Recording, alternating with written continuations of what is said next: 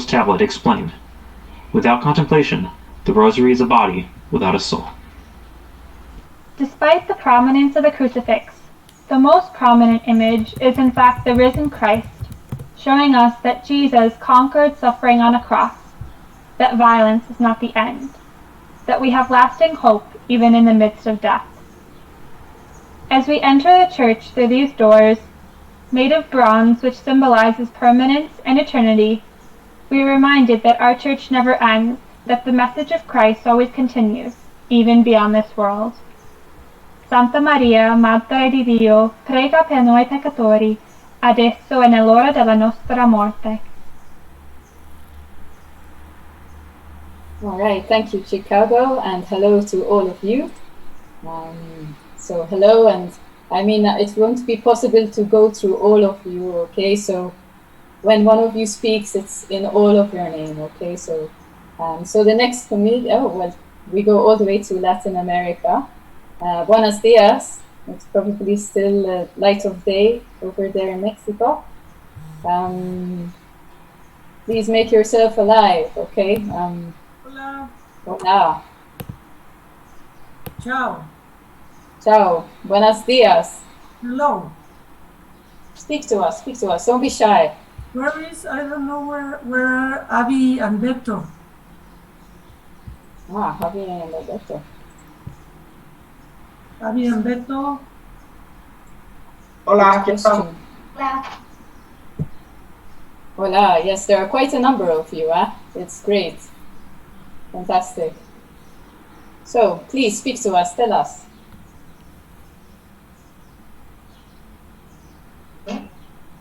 How are you? Humberto and Abby, just for some of you, they had joined us in the Triduum just over 3 weeks ago. And they also presented what is called the Christ of Poison, the Lord of Poison. And we will try and post this on our Facebook page, and you can see a bit what they have, together with the community, what they have reflected on. So in a way, there was already a link to the theme of violence, 3 weeks ago. So welcome all of you again. Okay. Thank you very much. Welcome. All right, moving on to Romania. Well, now we are going to present some photos you are? about Okay. Father Paro. Isn't it, Beto? Yes.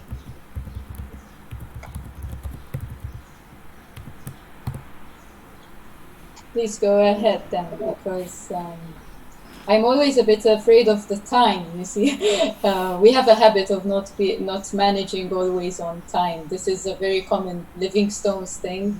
And we thought that maybe that now we are doing things virtually, we can be more, attentive to the time. So if you do have something to show us, go for it immediately. Just share the screen, and we can go.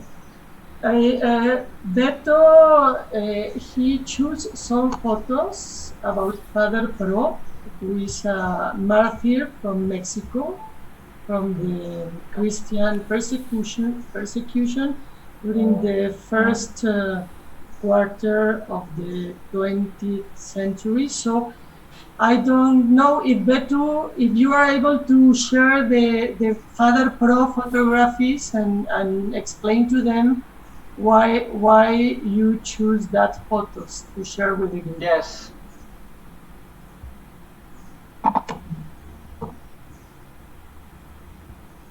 Just a moment, please.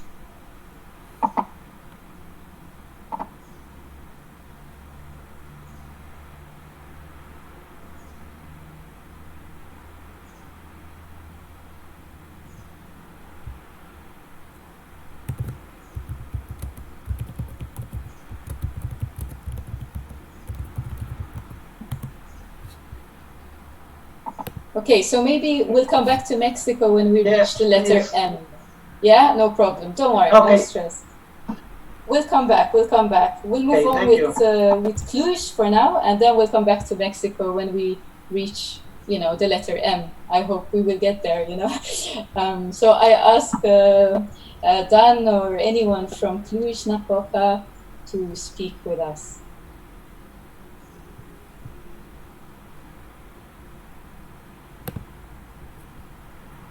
Hello. Joanna is the coordinator, so Yeah. push me, Julia. I'm sorry. What I can say that Dan is actually the brain. I'm only the secretary. Yeah, we have prepared for you tonight a video with a painting that you like a lot, and in this painting you will see a bit of a history of violence. Julia, I put the video or you put the video? No problem, I can share it right now. But Oh, here it comes. The St. John of Nepomuk altarpiece from the Piarist Church in Cluj-Napoca, Romania.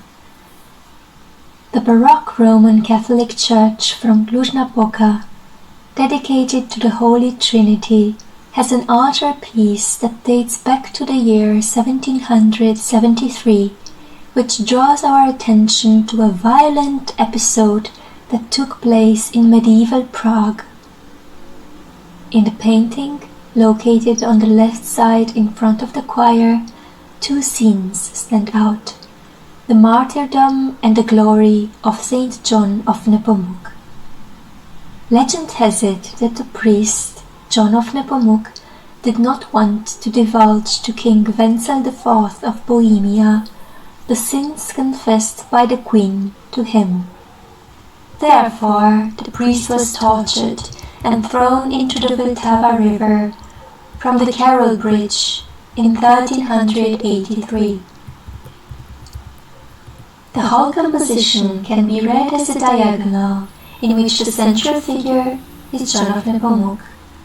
In the upper register is the Trinitarian God, and in the lower there is the devil and his violence. Thus, the central figure is dressed in a canon garb with a halo of 5 stars. He holds 2 attributes: a cross and the piece of his body that remained incorrupt, his tongue. With a gesture of raising his tongue, the cause of his martyrdom, to God, he states the sacrality of the sacrament of confession. In the background, there are 3 angels. The first one lifts him up towards God. The second supports his right hand, holding the cross, and the child angel brings him the symbols of priesthood and victory over death: the black biretta, the Bible, and a palm branch. These 3 figures that the martyr cannot see are the divine support which gives us the strength to move forward in hard times. At the top of the composition, there stands the image of Trinitarian God flanked by child angels. One of these angels descends in flight over John's head to bring the sign of his acceptance in glory, the crown. In the lowest register, there are 2 images. On the right we can see the scene from the Ascension Eve of year 1383, when the priest was thrown into the river by soldiers. On the left, a young man with a contorted face illustrates the devil that cries of despair, sign of his defeat. His call of death and pain, symbolized by the trumpet, was reduced to silence through the perseverance of a man. One last detail can attract our attention: the little bat wings. According to Andrea Dall'Asta, in European art, evil is always represented in hybrid form, an aspect that opposes creation, in which species are clearly separated. Nevertheless, the killing of John of Nepomuk was only a temporary triumph of the evil. This pale violence made the goodness of the Lord more visible through the support and the eternal reward for a priest that remained faithful to his duties. Even though violence and suffering are concrete aspects in our lives, the only certainty that reveals and remains for eternity is the beauty of God that transcends any barrier. Thereby, violence activates our memory. We know that bad things might happen here on earth, but a greater joy awaits.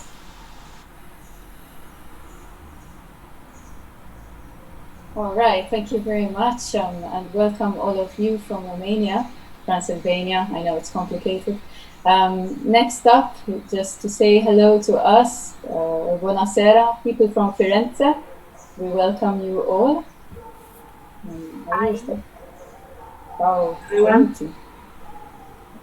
Ciao, Cristina, and everybody else. Welcome. Ciao, I'm Firenze. Oh, just like your city then. And Cecilia, my little daughter. Hello. Hello to your little daughter. I'm Erika from Florence. Bye, Julia. Thank you all and welcome. All right, I invite people from Freiburg now, Switzerland, to say hello, give us a sign of life, and you will also be talking to us about some stained glass windows. Hi. Do you have the image, Julia? Yes, I do, and I can share at your command. So I see that Michele is also present. Hello, Priska. Hello to everybody. For the moment, we are a reduced group in Fribourg, just Michele and me. We usually do our service in a Gothic cathedral. There are 13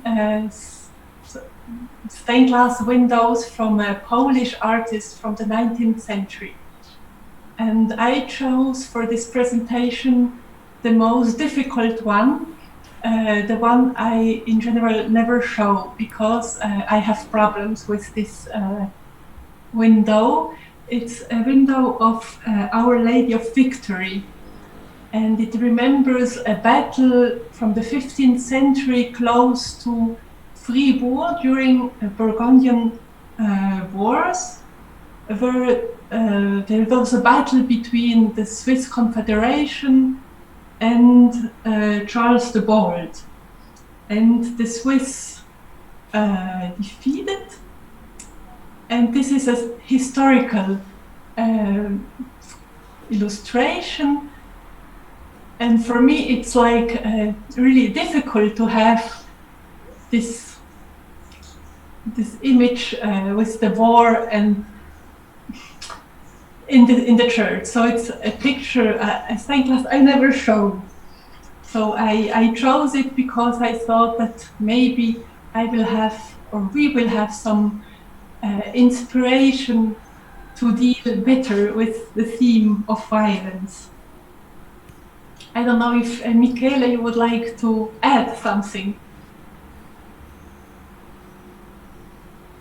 Oh, no, I don't think it's okay because he had only one presentation here, and I don't know a lot about this window.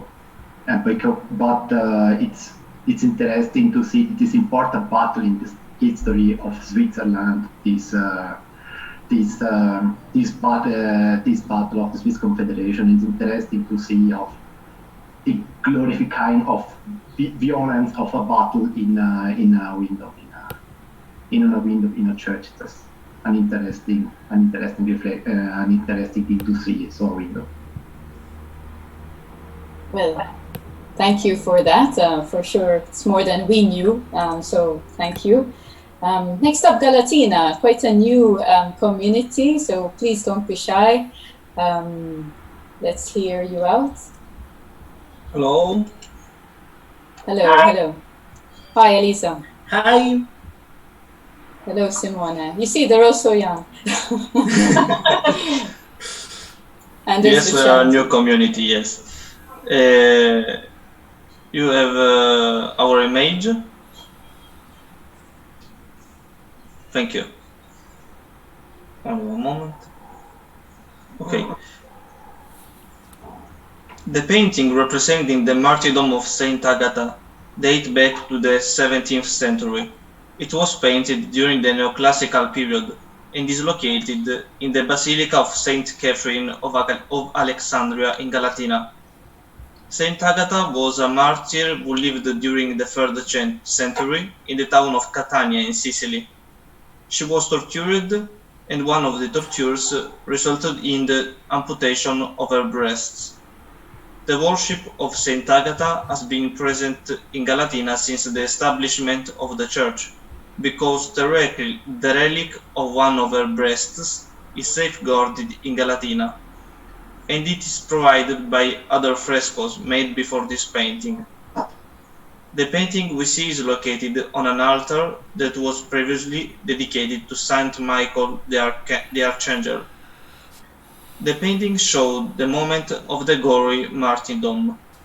The prefect, located on the upper part of the painting, gives the order to torture, while in the lower part, the supplice is taking place.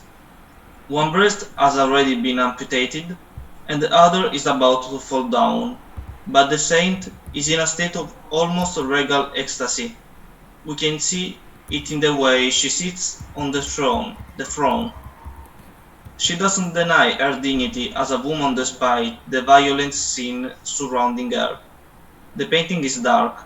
Their faces are dark as well, but the colors around the saint are bright and light shines. It is essential to place the work of the art in the philosophical context of the Platonism trend developed during the Renaissance period, a current that preached the need for a separation from the body, as it was interpreted as a prison for the soul, and therefore needed to be despised. For this reason, it seems as if the saint doesn't feel physical pain. This work makes us think about Christian testimony that is common to all saints, as well as acts of violence against women, always present in our history. This painting shows us God's closeness through the saints to all women who suffer from acts of violence. Okay. Thank you very much, Luciano. Thank you for that, and to all the community from Galatina, and welcome once again. Now, time to go to Portugal. Could you all give us a sign of life? Hello, I think I'm the only one here from Portugal, and I was a victim of an act of violence because I'm not a very active member of the community of Lisbon. Right now I'm living far away from Lisbon, but the two members that are participating in this meeting are not here. They are working, so they left me to do the presentation. And I will just show you a small video that I found in this church that we are trying to work in. It is the traditional church of the Jesuits in Lisbon, and it's a Baroque church. And exactly 1 year ago, there was this theater play that was trying to show 21 paintings of Caravaggio live. So the actors move, and from one moment to the other, the painting appears. So I'll show you just a small video of some of these paintings, and that was what I could find. But I think it is a good way to show what is done in this church. I'll share my screen. And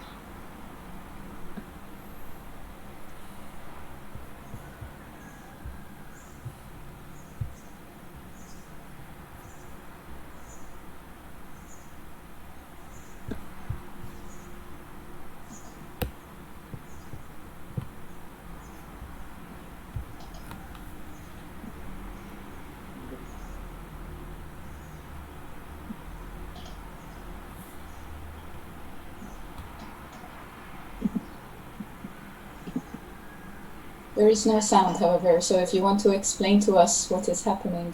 Sorry.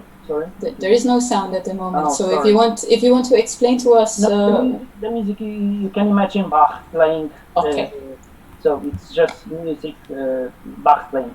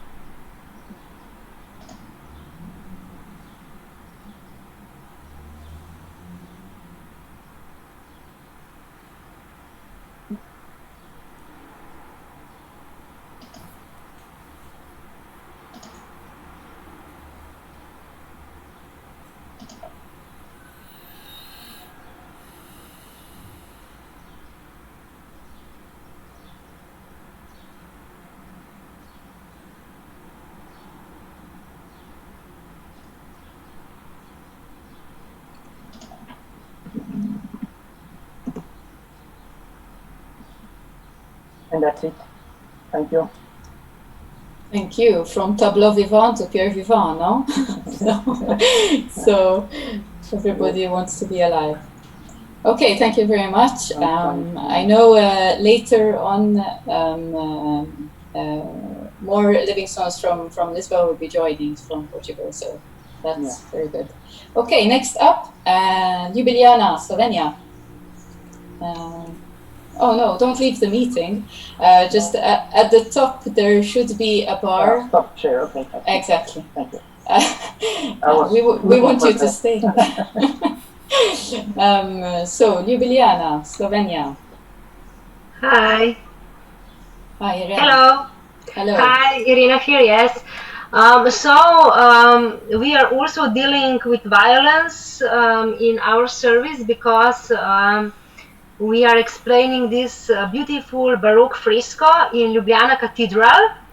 It is painted in 1705 by Giulio Quaglio, Italian Baroque painter, and it is showing the persecution, the killing of the first Christians in Myra. This is today's Turkey, in the time of Saint Nicholas. And here on the right side you can see Saint Nicholas when he was a bishop in Myra, and you see that people around are being killed by Roman soldiers, but they all have their faces turned up to the Godfather in the heaven, and the Godfather has his arms broadly open, accepting all these martyrs. And Saint Nicholas is also giving hope to these people who are suffering, and he's showing with his right hand up to the God, and actually firstly to this white lady, which is a symbol of faith, and then to Jesus Christ and Holy Spirit in the middle, and Godfather. So it is the real story, the killing of first Christians, but it is still a very actual, very, how to say, everyday situation in the world, because Christians are still being persecuted. And in our everyday life we also have a lot of sufferings, and this fresco is giving us hope that also during the suffering we should have our heads, our faces turned upwards, and have hope and faith into the eternal love. And they are also my friends from Ljubljana, Slovenia, and I give them the word. Hello, I'm Anya. I'd just like to say hello. And this is a very big and amazing fresco that Irena just explained to us. Thank you. Hello, Anushka. Happy to be with you. Hello, everybody. I just joined 15 minutes ago, so I'm very happy Irena presented this painting we are using for our guiding tours, and it's a really impressive work.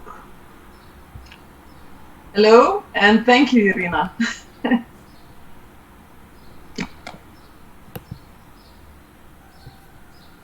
All right, thank you indeed. So we move on, not too far away. We go back to Switzerland with Lucerne. Just a few hours by bus, if we could travel, you know. Hello, here is Andrew. Do you hear me? Yes. I hope it will work soon. It works, we can see. You can see. So you see, this is this church, lovely church. It belongs to Switzerland and belongs to Lucerne. The Jesuit church stands there with radiant beauty, situated at the river Reuss. Construction of the church began in 1666 with the official opening ceremonies being held in 1677. And it's quite similar to Il Gesù in Rome. It was like the idea for this big or new Baroque church in Switzerland. There was also a school, a Jesuit school, important for the pastoral ministry. And now, just a second image, you see the church from inside, and you have 3 different levels of the windows, and the light enters through windows on 3 levels, which leads to the light-fluted room.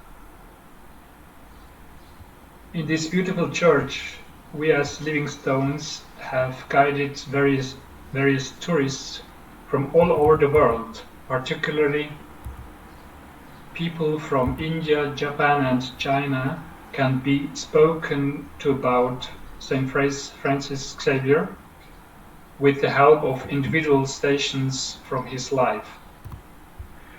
This church is devoted and consecrated to St. Francis Xavier. There would be 6 frescoes. I will show just one of them in this church, which tell us about the life of Saint Francis Xavier. And they were painted by Torricelli. I will mention the first fresco. It's about how Francis Xavier was baptizing a noble Indian pagan on the seaside. And now the second image, it's the death of Francis Xavier in a broken hut. Sorry.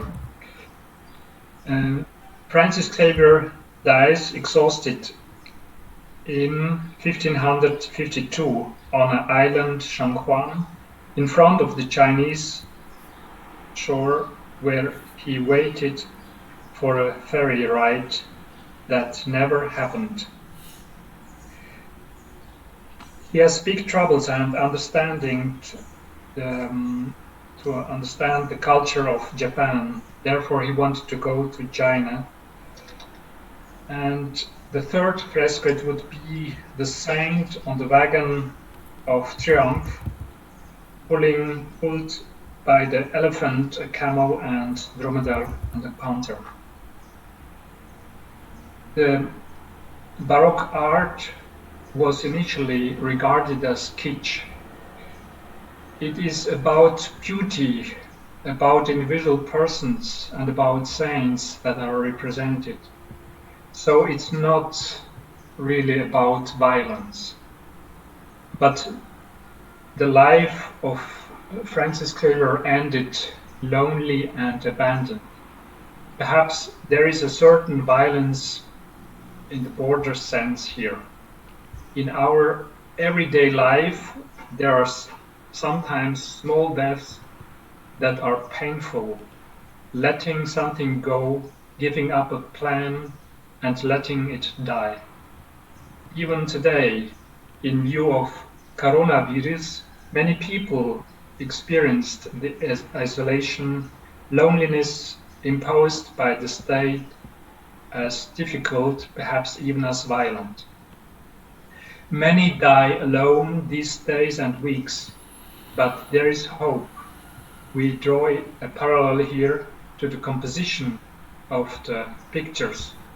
Just the last words about this composition. So the first fresco I remember is about baptism, how Francis Xavier was baptizing a noble Indian pagan.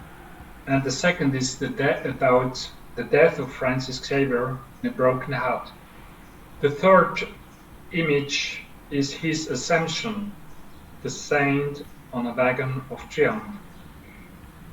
All are anticipated in the baptism by Francis Xavier.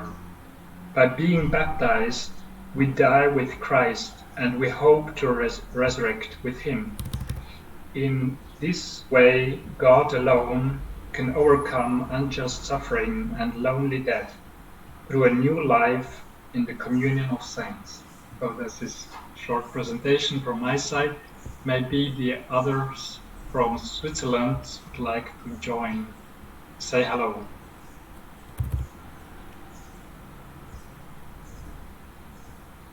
Hello, this is Marco.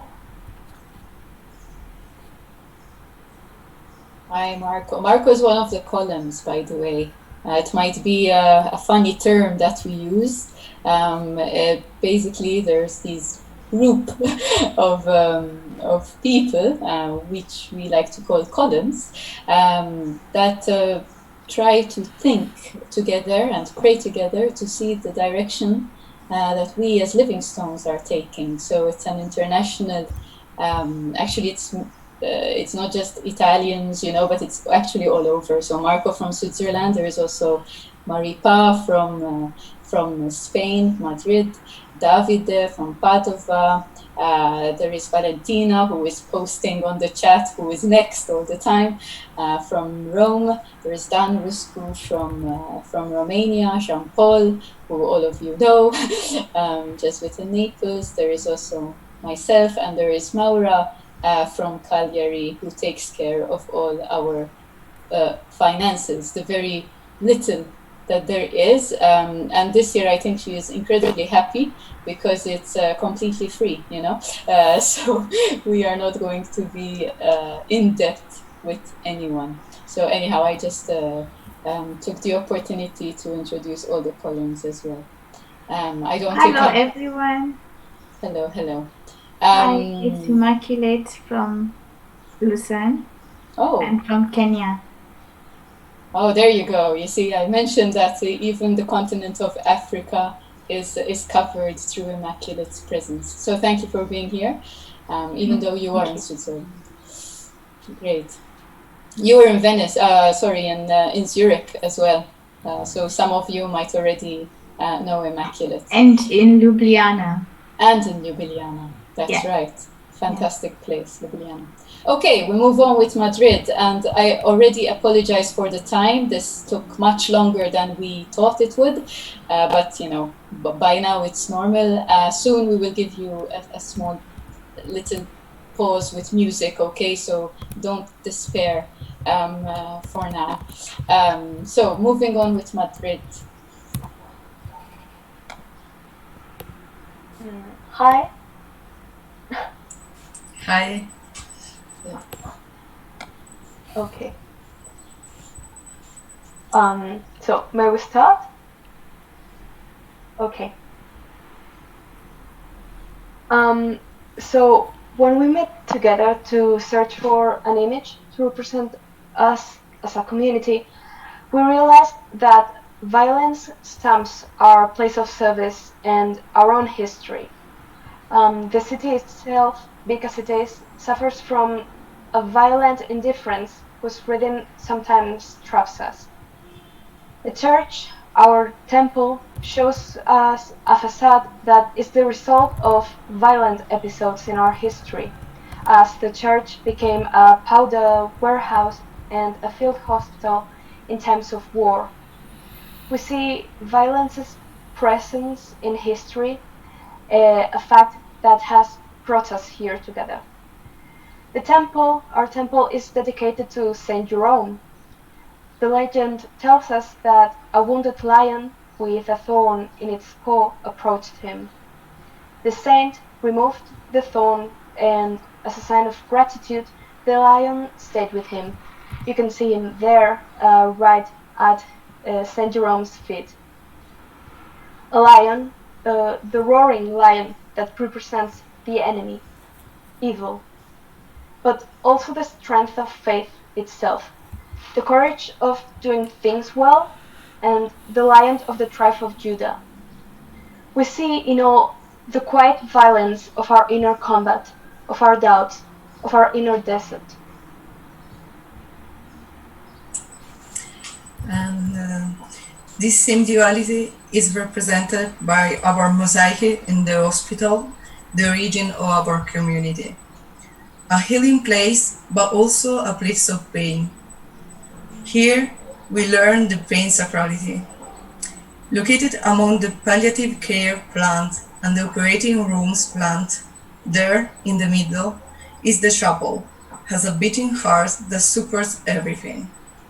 The hospital is the violence of the wound, a not chosen wound, because no one chose to get sick. And this beating heart can be seen in the tabernacle, that is the image on the left. A tabernacle that made from bandages. A tabernacle that is balm, that heals our deepest wounds, as the Good Samaritan care and support us. A tabernacle that reveals that wound can also be a sacred place. Thank you.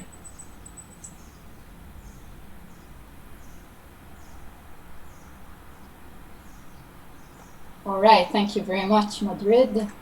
And now we can have a small moment of music. If I could ask Marco to just, even if we could just close our eyes, because looking at the screen for too long is not very good, you know. So meanwhile, I ask Marco if you could kindly, thank you. I was thinking about trying to introduce song number 82, which is one of the very few in German. It is a song from These. I was looking for something about violence, but there's not really songs about violence in our booklet. Anyway, I thought that it was nice also for the words of this song. For those who don't understand German, is freedom, freedom, and the words are pretty much like Easter like. So I give you my peace, let your heart not be afraid in your struggles.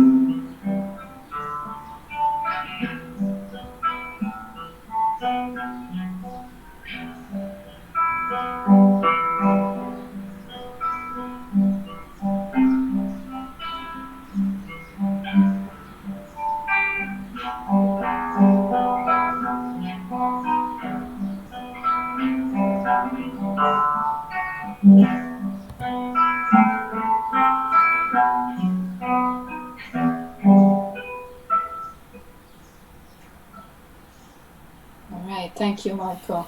Thank you for that. So now I ask someone from Malta, actually. Where is that? Hello, everybody. It's lovely to see you, though virtually. Unfortunately, the camp was meant to be held in Malta this year. I'm Korean from Malta. And, well, yes, it's definitely not an alternative to the camp. It's not a replacement to what we're preparing to have all of you physically with us in Malta. But well, the circumstances are such, and at least it's so encouraging to be gathered in such a number. We are 124 people at present, just in this part of the meeting.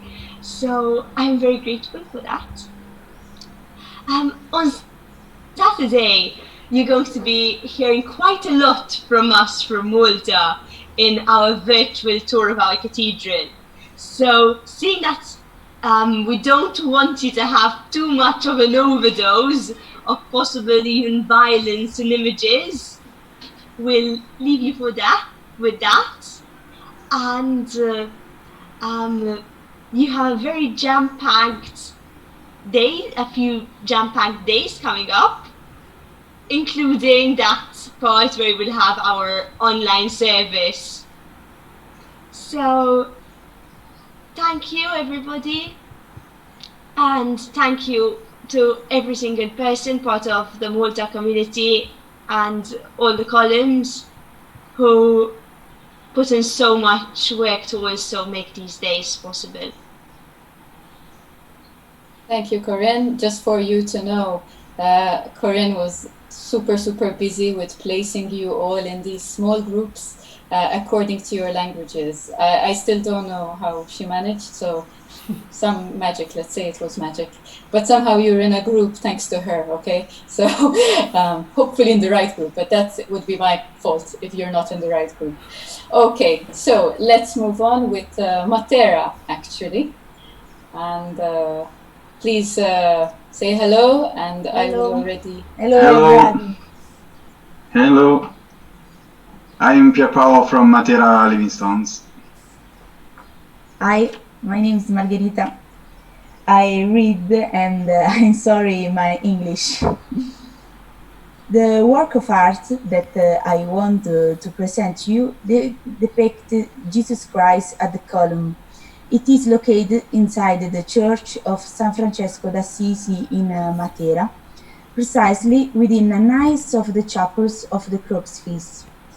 It is a painted wood station dating back to the 17th century, made by a nature for the Lucanium Ilia. It belongs to a sculpture group of Calvary, an articulated representation of the sorrowful way, the Passion of Christ, which we, the Franciscan Friar, enriched the churches. The groups, new broken down and largely displayed, was building with a Catalan technique. He is suffering Christ, depicted according to the classical iconography. Standing in front of the column, his arms tied and his body strong, with a sense of violence. The main aspect to pay attention to are his face turned towards the view to involve the faithful. The Franciscan, in fact, used these works to mark the feeling of the story of the Passion in order or for favor the devotion of faithful and their emotional participation. His body, Christ, became flesh and thus made himself visible. He made himself brutalized until he was crucified. The sign of the violence he suffered show how men are brutalized by sin. Only those signs he made them part of his beauty. The column around the years 1200 in the church of Santa Prassede in Rome. A column had arrived at Rome, Jerusalem, which is believed to have been the column to which Jesus suffered and searching. This relic could help to feeling the pain of Christ. The column is identified with a church, the Christ as the column, already covered with glory, while showing the sign of scourging, as already risen because it is inextricably linked to it, church, until the end of times. Thank you. All right, thank you very much, the community from Matera. Moving on to, actually before we go back to, move on to Milan, let's go a bit back to Mexico. Otherwise, hello. Hi everybody, can you hear me? Yes, oh, but Massimo, can we just go quickly back to Mexico because we skipped them and technically in the alphabet Mexico is before Milan, I'm sorry. So I ask again, I hope we will get it to work this time. Yes. Hi again. We're ready. We're sorry we were not. First, we want to share something because we are in our church have our own martyr, and what sign of violence isn't more clear than a martyr. So we want to present you Father Miguel Agustin Pro in this small video. So and then make some explanation.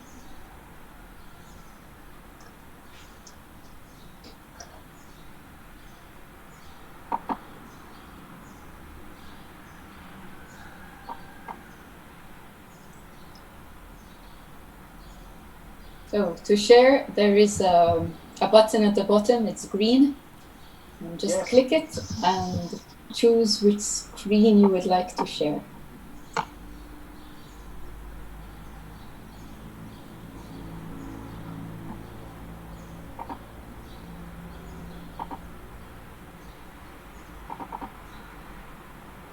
Okay. Okay.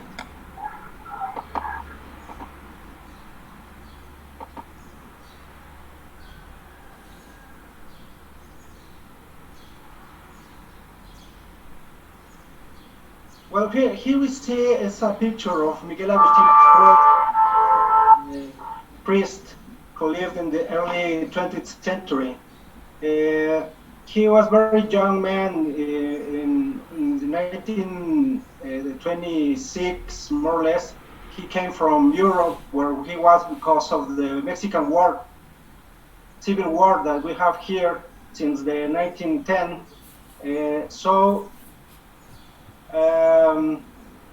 Miguel Agustin Pro had to be in secret as a priest because it was forbidden in that time.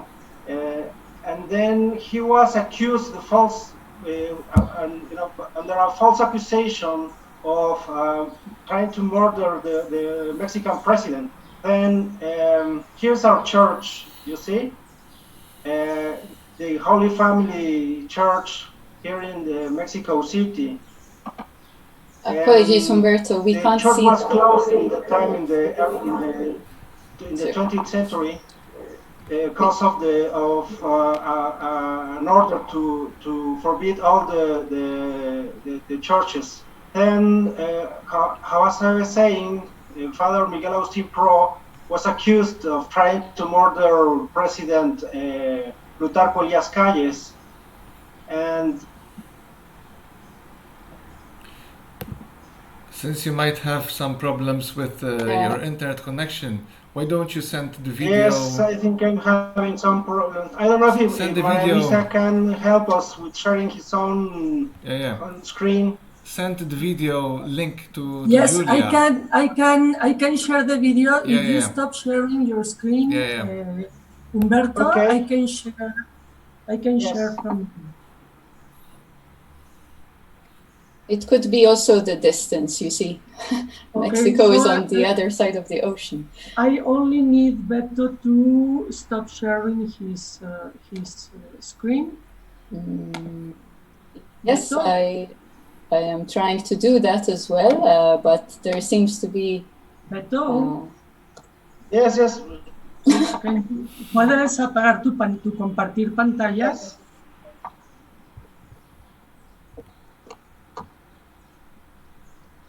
It might be, as Father Chris was saying, the interconnection might be a bit broken. So I'm ready. The problem is it seems to... I also cannot stop the video for some reason. Very strange. It seems to be... Not even as host, you cannot stop the screen sharing? I can override it. Okay, yeah. Can you see Milano? Mexico, we will come back to you if you wish. Yes, we keep going back to Mexico. Maybe one day we'll also come there physically, you know? Yes. So in the meantime, just send me the link that you want to show, because it seems that there's something wrong. Maybe it's the ocean, you know, between us that is interfering. I don't know. But I promise you, we will show what you want to show ultimately, even if it's at 8 p.m. We are quite late, so I'm sorry again for the time. Okay, let's move on to Milan. Hi again, hi everybody. So my name is Massimo from Milan, and we want to share a short video about the Crown of Thorns by Claudio Parmigiani. That is a contemporary work of art. We can say one of the most beautiful in the Church of San Pietre. Okay, let me try and share.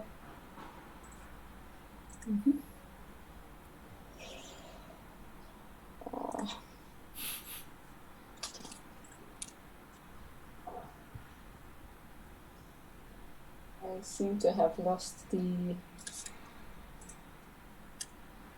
Humberto are still sharing their screen, right? And I something has happened there.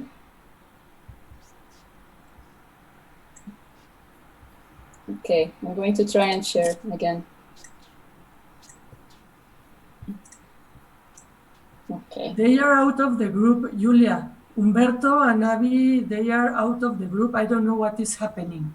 Okay, we will see. Hopefully it will get fixed, I hope. Okay. This is Milan, okay?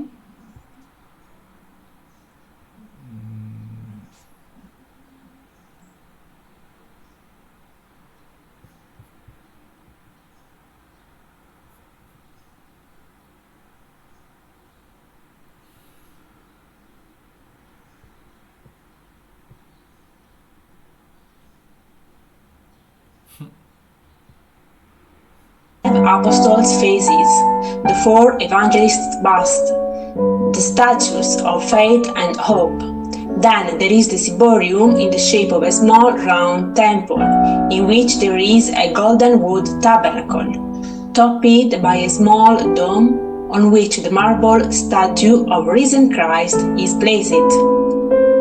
At the center of this complex altar, just halfway through the path from death to life, from the relics of the saints to the statue of the risen Lord, on a silver throne, which was used for the exposition of the Blessed Sacrament, since 2014 there has been the crown of the thorns by Claudio Parmigiani. It is a round crown, about 45 centimeters in diameter, made of nickel barbed wire, with a golden thread in the outer perimeter. From a distance, the allusion to the silver halos of a nearby saint is clear. It seems to be the glorious crown of light of the risen Christ. But if you get closer, that first of all, it is a crown of thorns, like the one that belonged to the suffering Christ, the Christus Pacens. This barbed wire, which suggests division, separation, exclusion, is a clear symbolic recall of the Nazi concentration camps, of the people who looked for freedom without success, trying to overcome that wire but only finding death. It is a wire that represents all the evils of our time. This crown wounds, mortifies, strikes.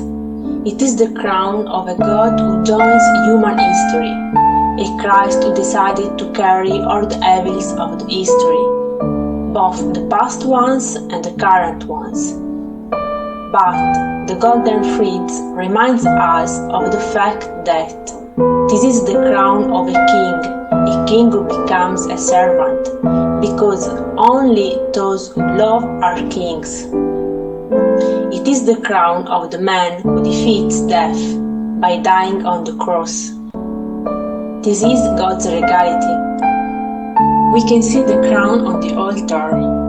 It is slightly lit, as if it could wobble in space, as if it wanted to bring out the idea that it is the passage to life, resurrection, going through pain and death.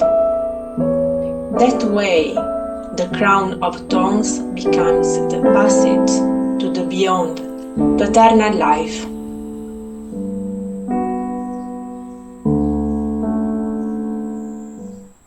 All right. Thank you, Milano. And hello to all of you. I know you are many here. Oh, and that's going to so I think we should move on with Modena, and then Mexico. Don't worry, we will come back. I promise. So Modena, hello, and Hi. we wait to hear from you. Hi. Okay. Can you hear me? Yes. Okay. Okay, so I am Marilina, and with me there are Giulia, Marco, Nicola, Elena, and Valentina, who will be online tomorrow, not today, and others that cannot be here online. These images are taken from Modena's cathedral, and we've chosen these images because they represent violence, although in our cathedral violence is not often represented. So these images represent Abel's killing, Isaac's sacrifice, and lions with some praise between their paws. From the cathedral's entrance to the crypt near the altar, we find these images near the doors or entrances, which can be considered symbols of passage or transition. For instance, the photo at the bottom represents the lions with a knight or with knights under their paws, under their mouths. So as they are trying to eat them. This is the knight is a positive figure, or something that can be seen as positive. But the fact that he's being eaten probably by the lion is a sign of warning to the visitors not to overestimate themselves, and so also to the Christians not to overestimate their faith, and instead to be humble before entering the cathedral and the crypt. In the above pictures on the left, it can be seen the murder of Abel. Am I my brother's keeper? It's Cain answers to the Lord asking, what have you done? Listen, your brother's blood cries out to me from the ground. In this episode, the brother and God are not the only ones to be violated, but also the ground. In fact, in Hebrew, the words man and ground are related, since they have the same root. In this scene, he is his brother's keeper and also the keepers of their home.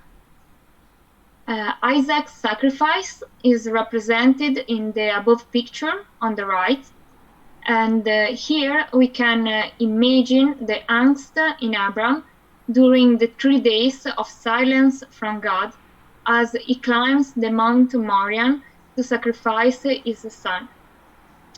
Despite we know that the story ends well, and we know maybe some explanation, however, we see the violence especially in the act of a father that has to kill his son, and a son that sees the father that is trying to kill him.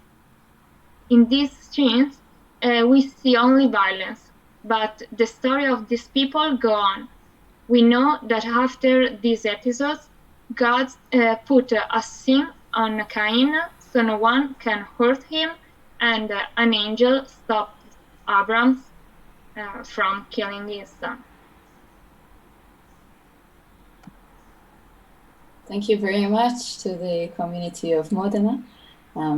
3 and 1, that was very smart. So let's move on. I will stop my sharing.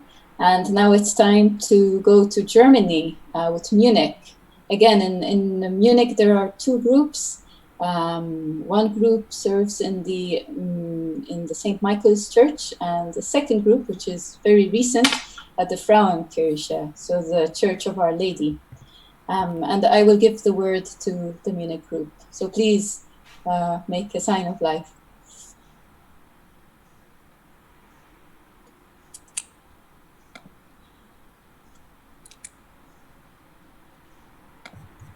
No, there's no one. There should be Renato, I think. Maybe Lucas was here previously. Hello. Oh, together. there you are. Okay. Do you want to tell us who else is in your community, Lucas? And the Frauenkirche? Yes, as you said, there is Renato, and we have Jonas, who is a young Jesuit who participated last year in Zurich in the camp. Some of you may know him. And we have another member called Ingbert, and this is it. Oh, great. And maybe I should make the announcement here. Some of you might not know this, but twice a year we also publish a journal of living stones, and every issue, so every journal, deals with a community. So for this month, so for May, but for this issue, the community that took care of it was the community of Munich, okay? So usually we have them printed out in time for the camps. So if we were meeting, physically, you would have a copy in your hands right now, looking at it. But because we cannot meet, this will be there they are, Renato, Annalena, and their little one, Emanuele, who is eating better than us. You see, we have to starve in order to be here. So welcome. I'm just telling everybody about the journal, and Renato and Annalena were the coordinators of this. So they asked many different people to write articles for this journal. And we will, at the very end of these 2-3 days, we will maybe show you some parts of it, but it will be available online, okay? So on Facebook, on our website. So have a look because it's really, really interesting. Okay, so I think we can move on with Napoli. Hello, Napoli. Hi. Hi, good. So, Hello. Ciao, ciao. Hello. Hi everyone from the community of Naples. We usually end the visit to our church with this fresco by Francesco Solimena. And it's a huge painting, a very floaty scene, but which reveals the presence of God even when we don't expect to find Him, in abuses of power, in an attempt to wash over the weakest, to take away everything from them. This fresco focuses on God who listens and intervenes, who saves and acts with mercy even towards the violent. So let's see the video. Okay, I have to admit something that for some reason it did not come online. So I have a video which is here 6 minutes long. So if you forgive me, I will try and find the one which is shorter and I'll show it later on if this is okay. For some reason, I don't know why it did not load on my computer. I'm sorry because it's a really good video. But in the meantime, I will look for it, okay, and we'll come back to Napoli. All right, Okay, is that okay? Yes. Forgive me. No, thank you. Cheers. Okay, so let us continue moving on, and then we'll come back. Let's go to Padova for now.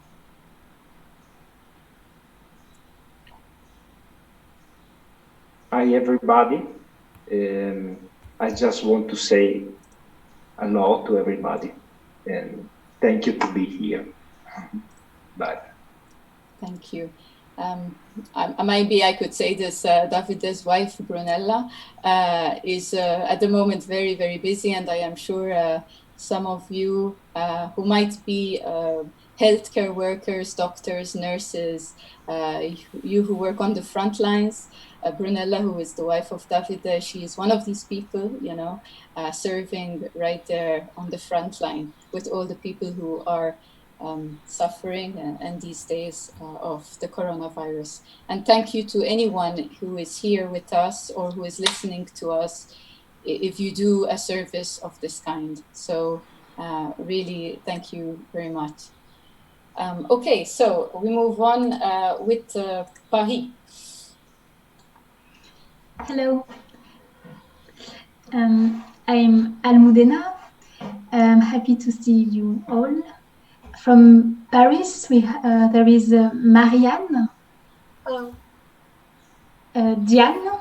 Hello, everyone. And Habib, peut-être? Je sais pas s'il est là. Non. Okay. So you have the image, Julia? So I'm sorry because some already meditate about this image during the Triduum retreat. So sorry for the repetition. I'm sorry for my English, it's not very good, but I asked to Julia if we could say the same text, and she said okay. So and after we have just two images of Saint-Séverin. It's our church in Paris. But, so this image could be a stained glass windows with the light shining through, or a photo edited in black and white, or even a painting. However, it's a replica of a print using India ink on a copper plate in rotogravure. This artist is Georges Rouault, a French Christian artist who made this mark in the beginning of the 20th century. And this print is a part of a 58 print, which considered as one extensive work called Miserere. We will meditate.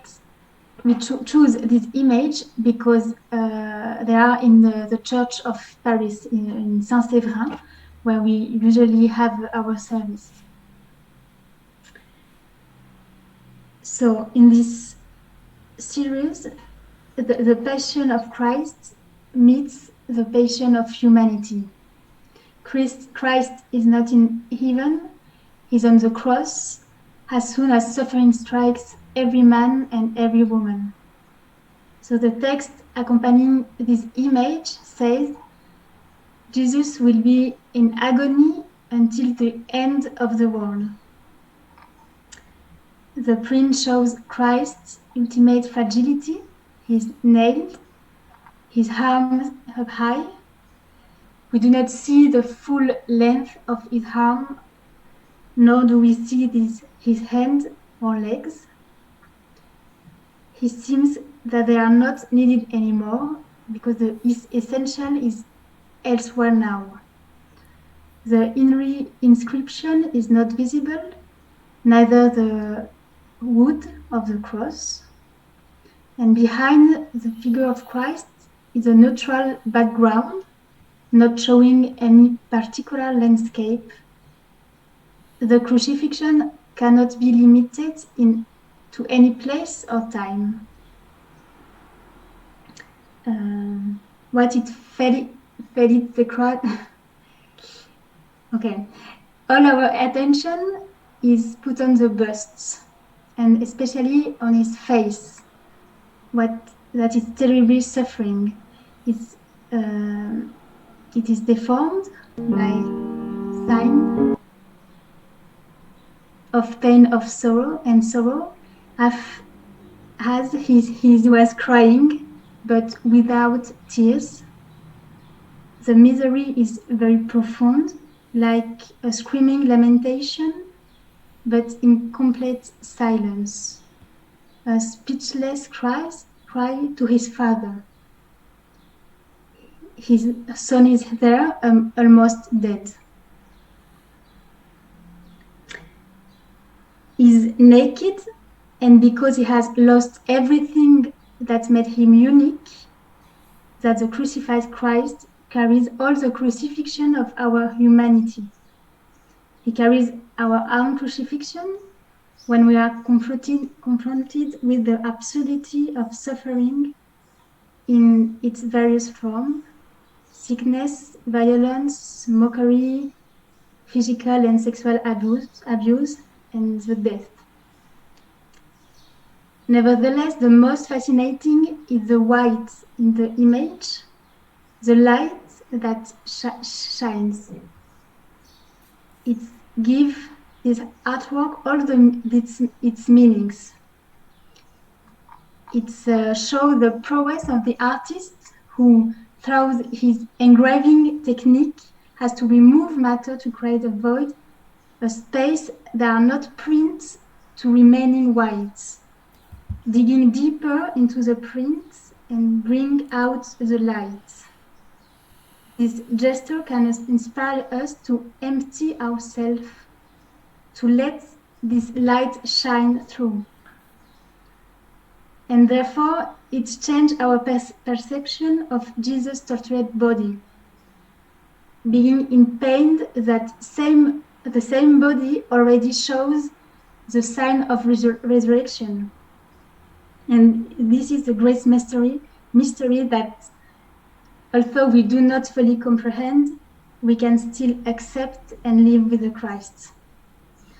So, just to finish, these works reveal us what the crucifixion of Christ and every crucifixion we go through in our lives can be, not an explanation of our suffering, not a response, It is just a sign of faith. We are not alone in the darkness of our suffering, and Christ is with us in this darkness. Thank you, Almudena, and thank you to all the Paris community. By the way, this image and this reflection that Almudena just read, it will also be in the journal, okay? So you can read these reflections, some of them. Okay, I will stop my sharing and we can move on to Pisa. And if they... Okay, can you hear me? Yes, we could. Okay. Hi everyone, I am Iris. Unfortunately, I am alone now because Clelia had to go to dinner because it was a bit late and she had some other issues. I will try to share the screen. Okay.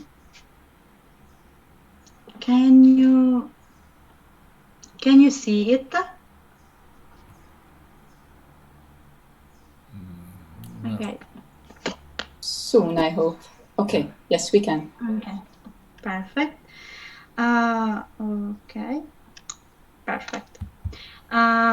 We came from Pisa, which is a little. Okay, the video is not going. Which is a little city in the center of Italy, nearby Pisa, nearby Firenze, and it's very famous for the Tower of Pisa. And nearby we do our service to the cathedral of the town.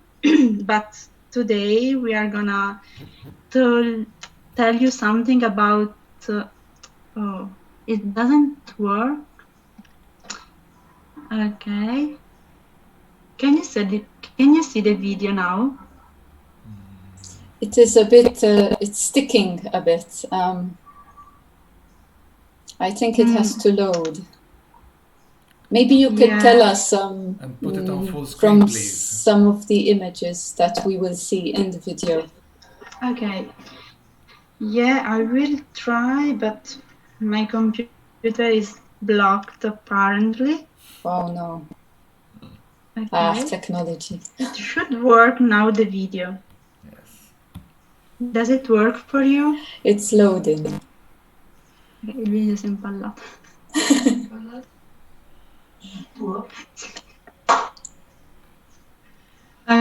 Okay. I am sorry for the technical inconvenience. No problem. I will try to show you the image on which we try to reason with our community this year, which is not in the Cathedral of Pisa, but in San Stefano, which is one of the most famous church of Pisa, and where we do all our gatherings with my community. And the church is very little, but very famous because it was one of the few churches that was architected by Giorgio Vasari, a very famous Italian architect. And in the church there is this beautiful painting. I hope that you can see it. Can you see the painting at least? No. We can still see the YouTube video trying to load. Maybe you should stop the share. Julia, can you see the painting? No. Maybe you should stop the share.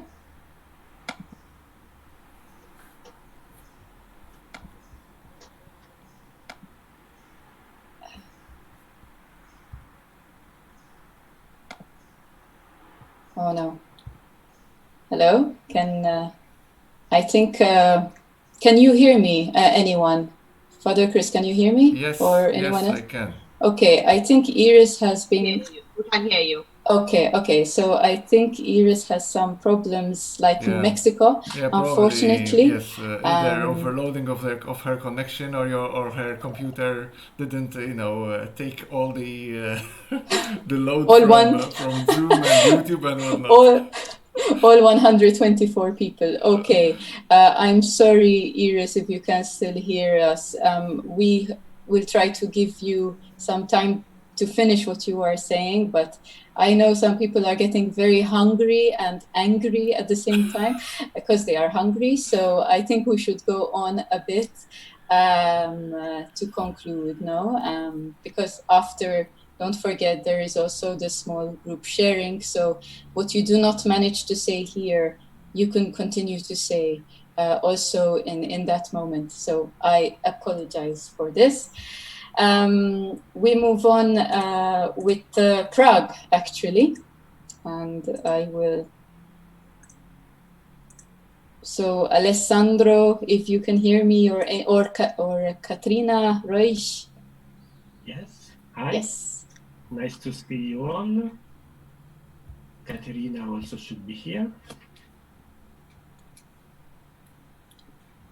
But I can... There she is. Hi.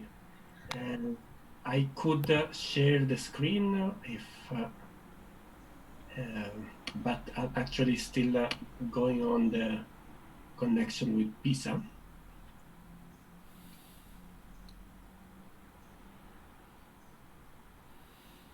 Maybe it's like before the system will need a little bit to understand that. Julia, as host, can you try to start sharing your screen and then stop sharing, because it seems that that's the only way we can get out of this. Yes, I just shared my screen, but you can't see it. No. Right? Okay. Let me try again. Yes, because when I stop sharing my screen, the YouTube thing is still stuck. So I will try again. Can you see something now? No? Yes. Okay. All right. It worked. Okay, but I will share my screen if I can, so I take a picture from the distance. So if... okay, if you can, go for it. Okay.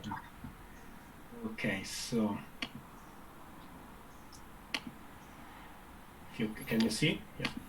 So we chose this little piece of art which is in this church, which is the main church in the old square of old town square of Prague, Our Lady of Teen, and the artwork is on the portal, a relief on this portal on northern entrance, and as you can see is a scene of the Passion of Jesus. So with the cross in the middle, the two evildoers, and other scenes from the Passion, the column, the crowning with thorns. But the interesting thing, the message is this: the use of the scene of Passion, the Passion of Jesus on this place of passage on an entrance, and it shows to the faithful that to enter the house of God, the church, the presence of God, it's like you have to go through the Passion of Jesus. So this, which is one of the, which is the most important point of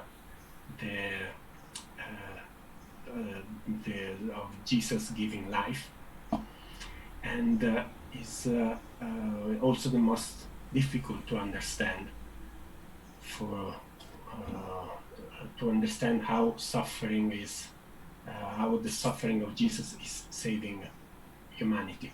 So in this image, this relief is interesting because there is like a little hint toward comprehension, toward resurrection. Because you can see on the border, this like a frame made of leaves of vineyard. It's a reference to Christ being the vineyard, he is the tree, he is the vineyard, and we are the branches. But if we look carefully, there is a small detail which is interesting. Where is this vineyard growing from? It comes from two strange figures, a lion on the one corner and a dragon in the other corner. And this should be a reference to Psalm 91, that the faithful of God will be able to tread over lions and dragons. So it's interesting that it's this vineyard, which it's a symbol of Christ, it's growing from their mouths, from the mouths of evil, because a lion and dragons are usually symbols of evil.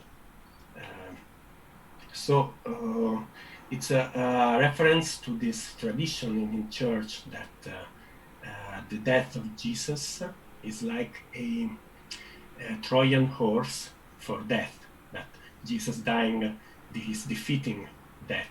And so it's like he's entering death, he's entering sin to defeat him from the inside. So this is a symbolic translation of the resurrection. It's like the sacrifice of Jesus doesn't erase evil from our lives, but it changes the evil from the inside. It makes the evil a culture medium. It's a fertilizer, like a fertilizer for the good, for eternal life, this vineyard, to grow and to grow strong. So I think that is a subtle message, but very deep, which the artist tried to transmit to the audience. And it is even more impressive if I show you the a version, because in Middle Ages this is a Gothic relief. Usually these reliefs were painted, and so I found a reconstruction they did of this portal with the original colors. They studied by the remnants, the powder, what the original colors were, so they did a reconstruction. So you can see this frame, this vineyard, which shows which allows people to enter the house of God and the eternal life symbolically. Lovely, thank you, Alessandro, Caterina, and any other from Prague, or eventually more will join. We move on now, we're approaching the end, so hurrah for us. We will go now to Ragusa, and where Simona will just say hello to everyone. Hello to everybody, I'm Melona from Ragusa. I hope that the next meeting there will be more people. Our neighbors in Sicily, so we understand your isolation. So welcome. And thank you for being here. Thank you, Simona. We move on to Ravenna. Can we hear some words from anyone in Ravenna?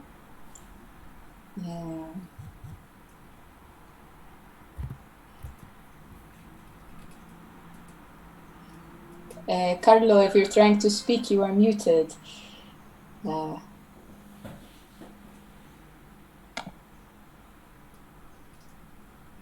Okay, we move on then. There seems to be no one from Ravenna here, but we say hello to them if they are listening to us. Roma Uno, big group. Yeah, here we are. We just say hello, and you can send the video. All right, give me a moment, so I will try to. All right, share the screen.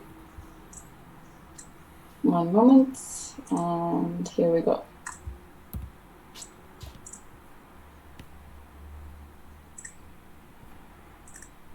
Everybody. Well, today we present you a fresco that is located in the Church of San St. Ignazio, where we do our service. It represents the story of Judith. But who is she? Judith is an Israeli woman, a widow. Widows at that time were among the most defenseless and exposed people. Her story is located at the time in history when Israel is threatened by the Assyrian army, which is likely to invade Jerusalem. After many defeats, now discouraged, Israel plans to surrender and give God an ultimatum. If you don't help Israel within 5 days, we will surrender to the enemy. Judith, indignant at this purpose of the soldiers and at the defiant attitude they have towards God, offers herself to try to defeat the enemy. Before acting, Judith spends one night in prayer, asking God to stand by her and give her the necessary strength.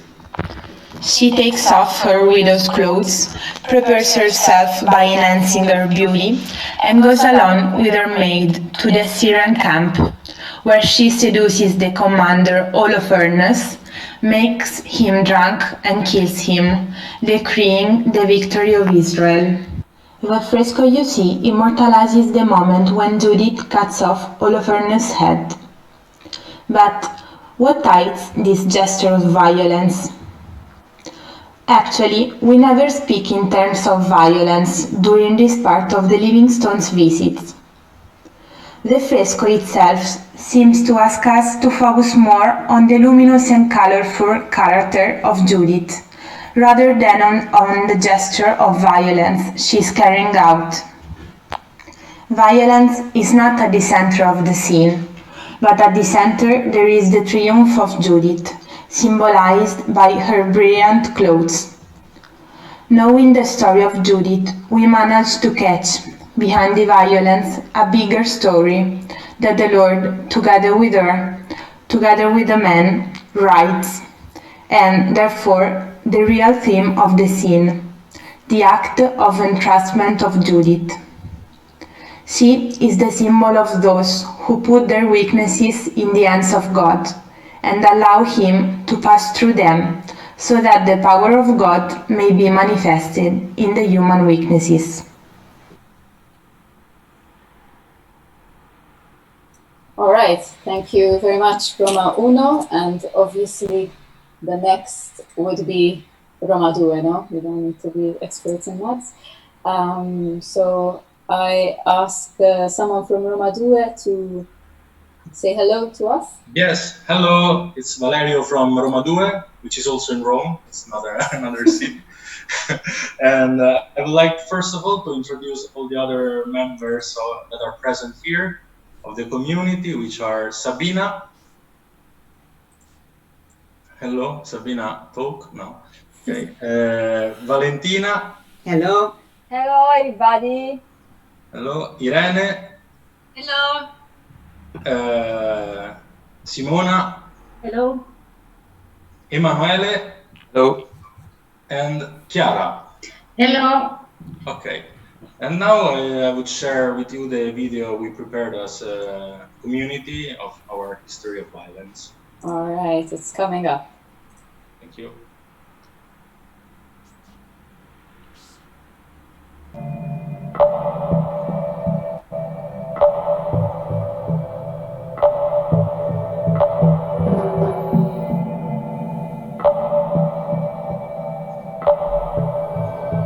Ci troviamo nella Basilica di Santo Stefano Rotondo al Celio.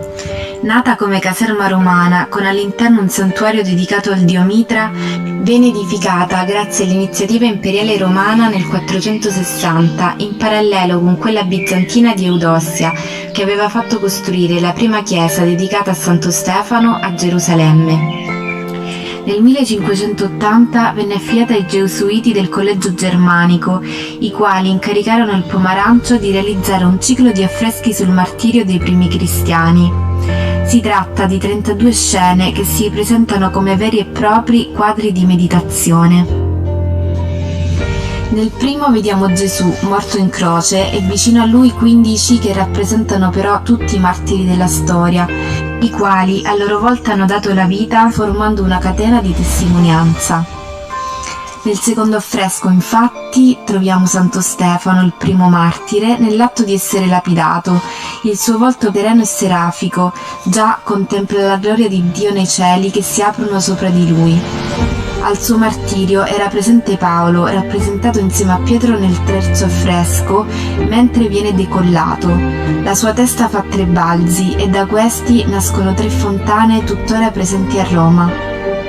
I paesaggi sono ameni e verdeggianti, in netto contrasto con le scene di tortura cruente che vanno dall'immersione nell'olio bollente come quella di Giovanni, che miracolosamente non morì, alla morte per soffocamento così come il caso di Cecilia, che cantava inni e lode a Dio mentre veniva torturata e divenne la protettrice dei musicisti. Sopra ogni scena, al di fuori della cornice, si trova un passo della Bibbia. Al di sotto le iscrizioni in stretta relazione alle scene raffigurate sono scritte sia in latino che in italiano, perché si rivolgevano tanto ai seminaristi del collegio germanico, preparandoli ad affrontare, fino a dare la vita, il mondo della Controriforma una volta diventati preti, e sia a tutto il popolo dei fedeli. L'iscrizione posta sotto questo affresco spiega che si tratta del martirio di Felicita e i suoi 7 figli. Il versetto 5 del capitolo 3 della Sapienza, posto al di sopra, recita: per una breve pena riceveranno grandi benefici. Nel 250 d.C., durante le persecuzioni di Dece e Valeriano, venne emanato l'editto che imponeva a tutti i cittadini di offrire sacrifici pubblici agli dei e all'imperatore, con l'intento di cancellare il cristianesimo. Proprio nel 250, il proconsole Quinziano, giunto alla sede di Catania, mise in atto una feroce persecuzione. Si invaghì di Agata, che con la sua famiglia aveva provato a fuggire a Palermo, e ne tentò la corruzione morale affidandola a una cortigiana e alle sue figlie. Agata, che aveva consacrato la sua vita a Dio, uscì da quella lotta vittoriosa e più forte di prima. Quinziano la fece interrogare, processare e la mise in carcere, dove venne fustigata e sottoposta al taglio dei seni. Durante quella notte venne visitata da San Pietro, che le guarì le ferite. Venne sottoposta al supplizio dei carboni ardenti, ma un terremoto la salvò. La notte seguente all'ultima violenza, il 5 febbraio 251, Agata spirò nella sua cella. Quanta bellezza dentro tutta questa violenza!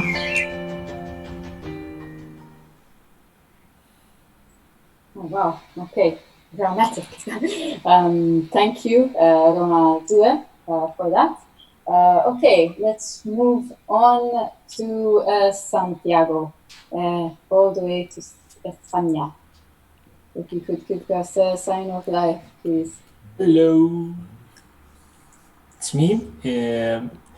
Just to say hello because I think it's already late and many of you already know Santiago.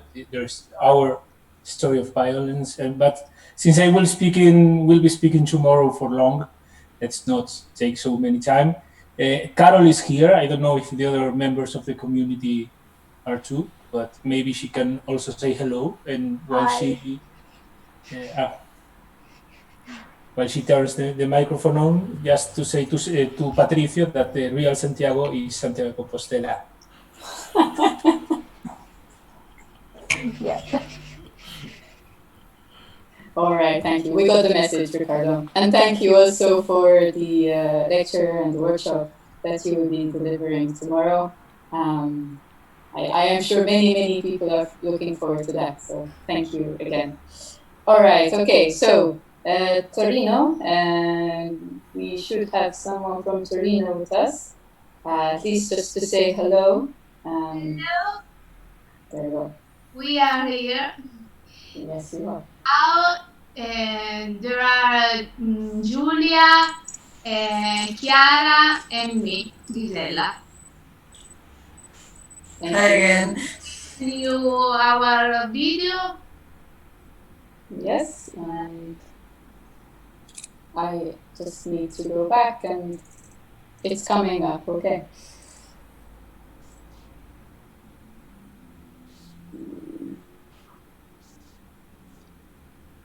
All right, here we go.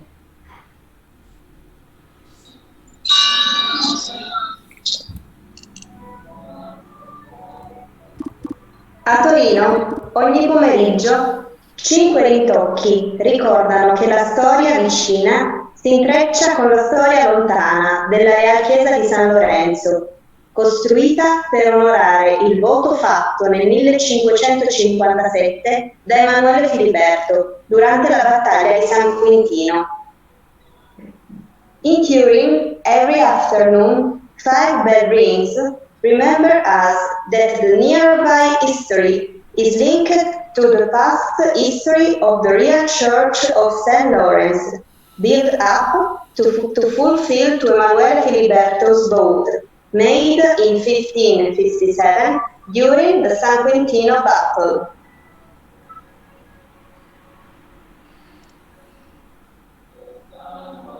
Una storia di guerra e di violenza, attraversata dalla fede. La fede che ha permesso di passare dal buio, dalla cecità alla luce e di intraprendere già interiormente lo stesso itinerario che ha innalzato San Lorenzo fino alla sua gloria. A history of war and violence, crossover by the faith which led us to move from the dark, the blindness, to the light, and undertake already from the within the same path that raised up St. Lawrence up to his glory. Nella cupola un vorticoso e graticolato cammino di luce e ogni angolo dell'edificio sacro invitano i cercatori di senso a poter dire: le tenebre non sono più tenebre, la notte come luce risplende nell'equilibrio del tempo. In the dam, a swirling and grill-shaped light path, together with every holy building corner, invites the ones in search of the true meaning to say that the darkness is no longer darkness. The night shines as the daylight in the times of equilibrium.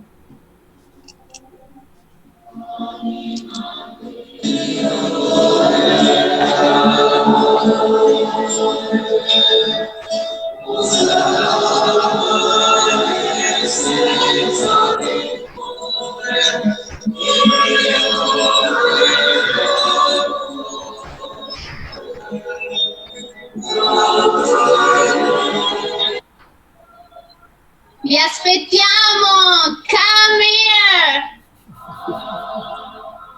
Okay, that was like Inception, no? Image within an image, within a video. Oh, amazing. Thank you for that. Okay, now we move on to Trieste to say hello, and maybe we can... Hello, hear me? Sí. Yes. Julia, hi everyone. I'm very happy to see a lot of people, and here with me there are for sure Miriam, sorry. Yes, hello. Giuliano and Florinda. Hi.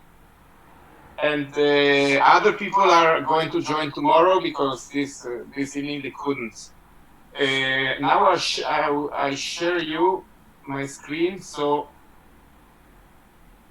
you can see what we are going to share with you.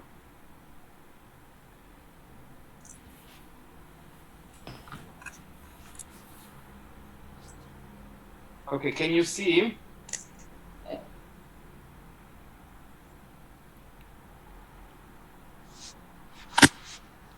Okay. This picture is a very unusual picture for us because this is a painting of Our Lady of Sorrows. It's painted by an Italian artist, Eugenio Scomparini, and this picture shows the signs of an internalized violence, which is so deep and so shocking that makes her appear alienated from all that surrounds her. So why did we choose this? Because in our city, our cathedral is dedicated to San Giusto, which is a saint who was martyred, who was killed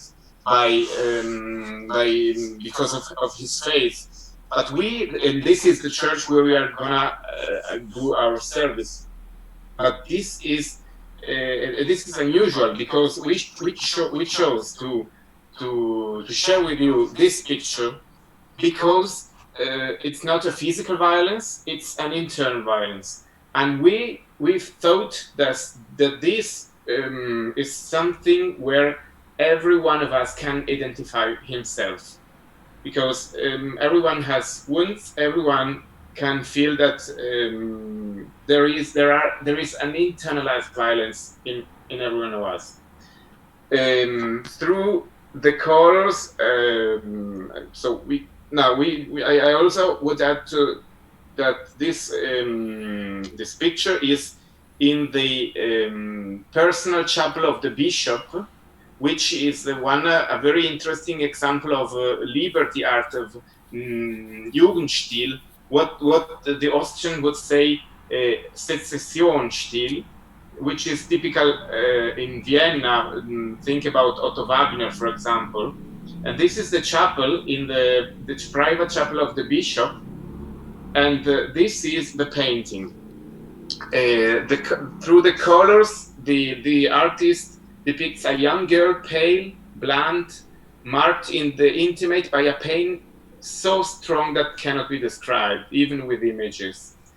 This is a representation that does not upset us because of blood or swords or battles, but it touches us deeply because she is the witness of a martyrdom. Normally, the apostles are called the martyrs, the witnesses of the resurrection. And she is, the Virgin Mary is witness of the death of Jesus Christ, of the death of his son. So she is witness that every internal violence cannot get out from the hands of God. This is for us a very impressive message. There is no violence that is outside of the hands of God. And the background, we can see an apocalyptic background. The Golgotha stands out on the horizon, and this can be noticed thanks to the strong contrast with the glimmer of light and the dark of the clouds. Our Lady of Sorrows in the foreground is dazzled by a shining ray that makes her emerge from the desolation of the context. What does she hold in her hands? It's very interesting because this is similar to what in the medieval and in the ancient period of Christian art was called the Insignia Christi, because she has in her hands the symbols of the Passion. This reminds me, for example, the Portico della Gloria in Santiago, where you can find the symbols of the Passion. So the crown of thorns you can see, and then in her hands she has what seems to be a veil, perhaps the veil that belonged to Veronica. And so Veronica has a veil where the face of Christ was printed, and somehow we can say so that she has a veil with the face of Christ. She clothes herself with the Lord Jesus Christ, with her Son. So every internal violence can be clothed with Jesus Christ. This is valuable also for us. I think that Our Lady of Sorrows is so realistically depicted that it touches us intimately in her pain, making us feel close to her even through a canvas. And this is what we wanted to share with you. Thank you, Francesco, and the rest from the community of Trieste. Thank you. Thank you very much. So we will move now, not too far from you, actually, to Venezia. I know there should be Chiara. All right. Hi, everyone. With me, there should be Daniele and Maria Concetta, but I don't know if they are still with us or not. maybe not. Okay. So, as community of Venice, we would like to present you the monument dedicated to Giovanni Pesaro in our service church. That's the Church of Lari. And we have chosen this monument because for us, he has a very strong history of violence. In fact, it was built because of the will of Giovanni Pesaro, who won an important battle against the Turkish people. And for that, he wanted to be glorified forever in the most important church of Venice. So the first kind of violence that this monument represents is the violence of domination, of imposing ourselves for gaining fame and glory. The second violence is the violence of the war, of the Turkish killed, that are represented here in the 4 Moors. So there are the 4 black men that are carrying on their shoulders the monument. And many people were struck by the contrast of the black and white color of the marble. Many people did the service. And the contrast between black and white suggests in art the feeling of the violence. And this violence came from the fear of the different religion, provenience, idea. For here there are the Muslim. And also in our time, we can think about migrants, refugees, for example. And violence is also suggested in the 3 sentences there are in this monument. In the bottom left, so it's evicted, so he lived for 70 years. And then in the right, he died in the 1659. And up under the statue of Giovanni Pesaro, it's written in Latin, he reborn in the 1669. So this shows that really Giovanni Pesaro believed that with this monument he could gain life forever, could reborn actually. And so violence here is present also in the believing that only our idea are right, and maybe sometimes we want to impose them to others, and we confuse faith with superstition. Yes. All right. Thank you very much, Chiara, and also to the others from Venice, even those who could not be here with us. We thank you all. And now, last but not, it's actually not the last one because we have to go back to certain countries, but I hope we won't be much longer because we are all by now quite hungry, I think. But I think we should go to Zurich, and the last letter of the alphabet. And maybe I can invite Marco to say a word of greeting. If he is still with us, maybe he abandoned us. No, I'm here. Do you have my pictures? No, or yes. Just one picture, yeah. Yes, always very efficient. Okay, first of all, hello everybody. Greetings from Zurich. I'm happy that you are still here, and just shortly, thank you also, Julia, for this big work you are doing. It's really amazing. It's very difficult to organize video conferences and to keep the time. That's always an issue. But here, I will tell you these 2 windows from the Grossmünster, the ones who has been in Zurich last year. You've been in this church. It's a Protestant church. Before it was a Catholic church, but by the Reformation, that was actually happened here in this church in the Grossmünster.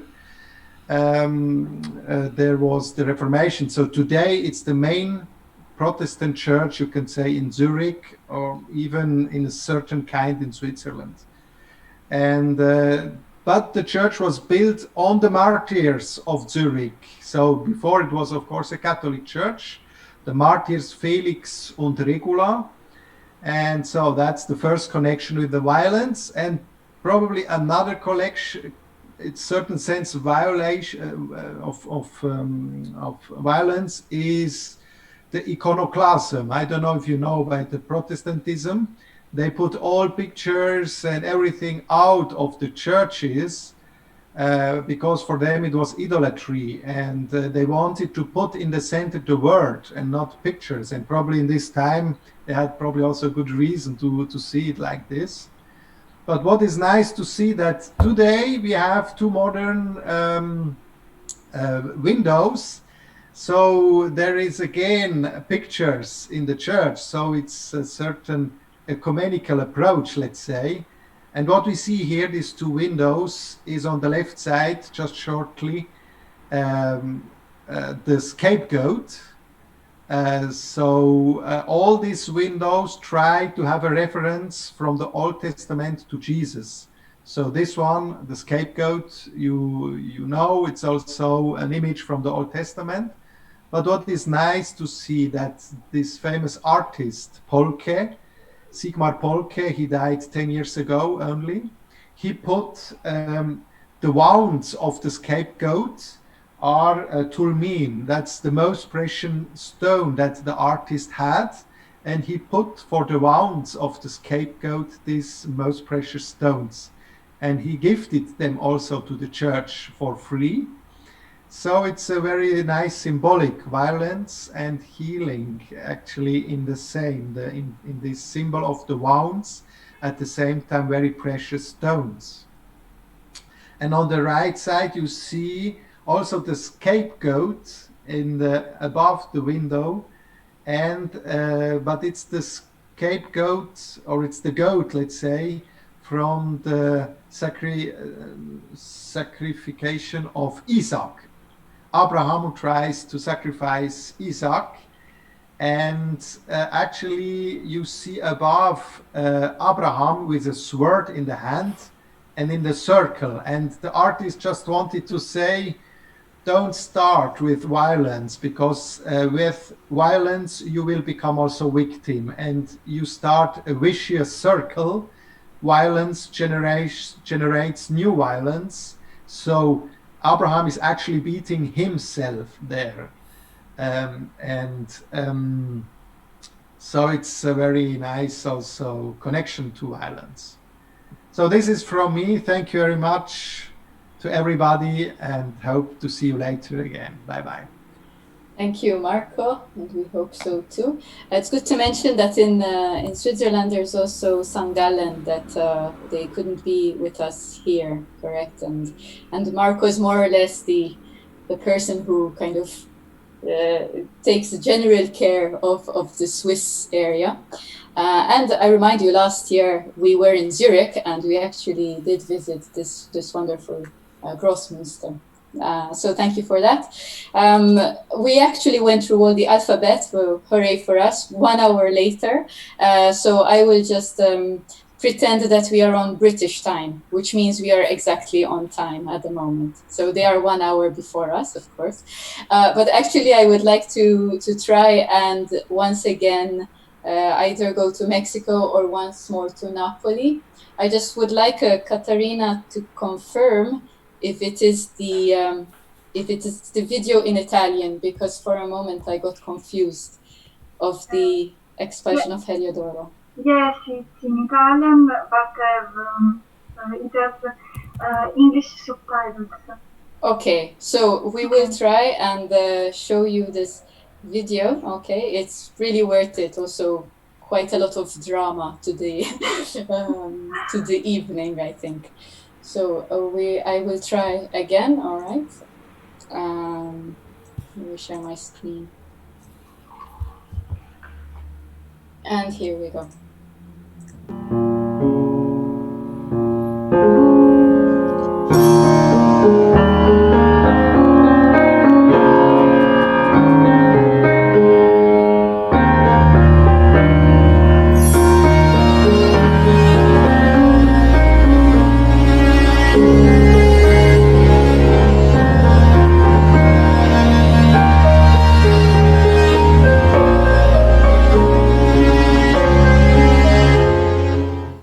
La controfacciata della chiesa del Gesù Nuovo è quasi interamente occupata da un immenso affresco raffigurante la cacciata di Eliodoro dal Tempio. L'opera reca una data e una firma, 1725, Francesco Solimena. I gesuiti vollero che fosse proprio lui a raccontare pittoricamente quella storia tratta dal secondo libro dei Maccabei. Un tema con il quale, poco più di 2 secoli prima, nelle stanze vaticane, si era cimentato un gigante dell'arte italiana, Raffaello Sanzio. Ma chi era Eliodoro? Era uno degli uomini di punta di Seleuco, re dell'Asia. Incaricato degli affari reali, aveva ricevuto un ordine ben preciso: depredare il tesoro del Tempio di Gerusalemme per rimpinguare le casse del regno. Poco importava che quel denaro fosse destinato alle vedove e agli orfani, come il sommo sacerdote Onia tentò di spiegare. Eliodoro voleva solo portare a termine il suo incarico. Ciò che accadde dopo è rappresentato nell'affresco. Sotto i nostri occhi si consuma un dramma sacro. Sui gradini del Tempio, cuore spirituale del popolo di Israele, il genio di Solimena compone la sua mirabile scena. Figure, tantissime figure, donne, uomini, c'è chi assiste alla scena, chi continua a farsi i fatti propri, chi si affaccia dalla balconata, al sicuro, come se stesse osservando uno spettacolo che non lo riguarda. Eppure, al centro dell'affresco è la presenza di Dio, quel misterioso soffio celeste che interviene nella storia di ogni uomo. Eccolo, Eliodoro, riverso sui gradini, inutilmente tenta di farsi scudo con il braccio. Ormai è sconfitto. Le sue soldatesche si voltano indietro agghiacciate. Neppure un simile fenomeno ferma la loro rapace bramosia e provano a scappare col bottino sulle spalle. L'agitazione è palpabile in ogni movimento, ma tutto pare sospeso in questa presenza che ha dell'inverosimile. Il popolo di Israele, anziché imbracciare le armi per difendere il sacro tesoro degli ultimi, sceglie di innalzare la propria voce al Signore. Ed egli risponde. I cieli si aprono sul Tempio e al centro della scena un'impetuosa figura a cavallo fa la sua comparsa. Ad un primo sguardo non ha proprio nulla di soprannaturale, tutt'altro. Sembra un uomo come tanti. A difendere il suo busto è però un'armatura d'oro, metallo prezioso, simbolo della fedeltà di Dio, simbolo incorruttibile di amore. A sinistra, senza armatura, ma armati di bastoni, 2 angeli accompagnano il cavaliere. Cade un uomo sulla sinistra e il suo manto rosso, simile a un elegante rivolo di sangue, si adagia sui gradini. Un soldataccio è talmente terrorizzato da cercare di tagliarsi la testa dalla disperazione. Dio difende gli umili e schiaccia i violenti. Il Tempio è salvo dalla profanazione e Eliodoro, il profanatore, punito con la morte. Ma è davvero così? Non proprio. Nella tenda, nel Sancta Sanctorum, nel luogo più sacro del Tempio, alcuni sacerdoti inginocchiati pregano. Solo il sommo sacerdote Onia è rivolto verso l'arca dell'alleanza. L'assurdo dell'amore di Dio ascolta ed esaudisce la preghiera di Onia. La grazia di Onia ha reso possibile il primo grande incontro di Eliodoro con il Signore. Un incontro che ha il gusto del sangue in bocca ed è segnato dai lividi del corpo. Uno scontro, più che un incontro, eppure è proprio una preghiera a restituire lui la vita. Certo, una domanda sorge spontanea. Perché Dio ha voluto usare la violenza per convertire Eliodoro? Forse era l'unico modo per poter davvero impressionare Eliodoro, abituato com'era a seguire ciecamente gli ordini dei suoi superiori. Gli ha mostrato qualcosa di familiare, un'affermazione di potenza e di grandezza, qualcosa che Eliodoro conosceva bene, ma trasformandola. Sotto spoglie di violenza, Dio ha mostrato il suo vero volto, che è misericordia, tutt'altro che violenza.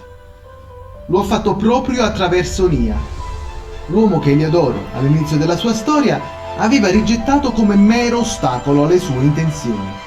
Eliodoro ha visto Dio con i suoi occhi e per questo ne è diventato testimone, come dimostra il seguito della narrazione. La collocazione dell'affresco sulla controfacciata della chiesa non è affatto casuale. Al visitatore o al fedele, ormai in procinto di uscire, è chiesto di riflettere sulla propria esperienza con Dio. Che sia di scontro, di incontro o di comunione, essa è sublimata nella consolazione della grazia, che custodisce, guida e infine salva l'uomo con imprevedibile creatività.